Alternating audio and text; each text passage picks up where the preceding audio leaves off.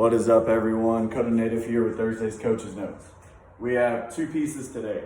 15-minute structure piece to work on the shoulders and some ring muscle up transitions, and then our running progression for the week.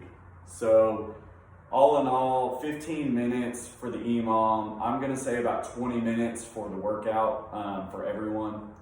So you have about 25 minutes to get the class nice and warm and coach them up, right? So in that 25 minutes, I'm probably gonna have them go for a 200-meter jog, come back, do some running progression, show them how to strike with underneath the body and not reaching out and striking with the heel. So I'll do a bunch of running drills, track practice is what I call it, to get the blood pumping and get them nice and hot. And then the rest of the time, I'm gonna spend drilling in each of the three EMOMs. The workout's pretty simple. There's not much to coach there other than the running technique, which you'll do in the warm-up.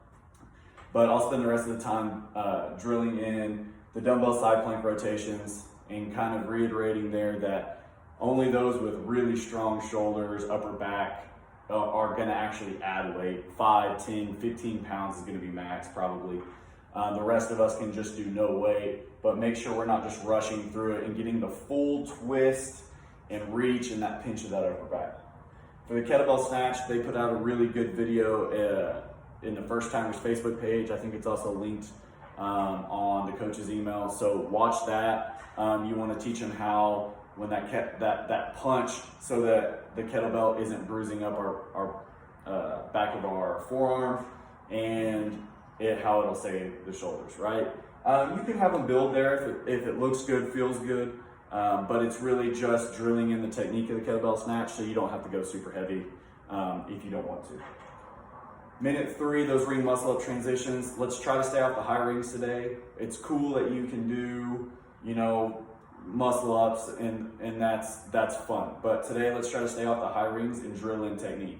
More than likely, when you get tired, your elites, when they get tired, they don't pull to their hips, or their kip swing lax or something like that. So try to pick 1 or 2 different types of ring muscle up transitions and have everyone do that. There's one in the email that's really good, and then you can Google, or if you already have some in your back pocket, in your coach's pocket, that you can throw out there, let's do it. Really try to keep those elites, those competitors off the high rings and make them work some skills, some transitions. Part B is 200 meters out at your race pace, right? That's your 1 mile race pace. So we found out on Tuesday that we didn't really coach that enough. A lot of people just sprinted 20, 30 second 200 meters. There's no way they're keeping that. They're not running 3-4 minute miles.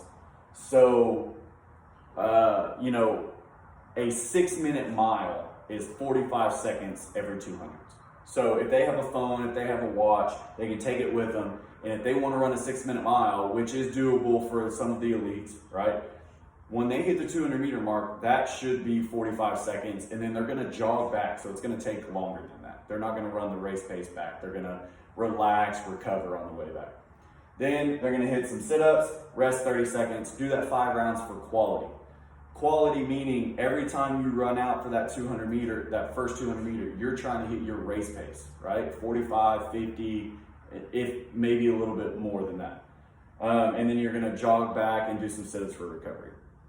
You can switch the sit-ups up. If someone wants to do GHDs, maybe you decrease that number, but have them do GHDs. Maybe you have them do straight leg sit-ups to work the hip flexors a little more, for toes to bar progression, stuff like that. Candlesticks, doesn't really matter. This is just to kind of recover, get a good little ab session, and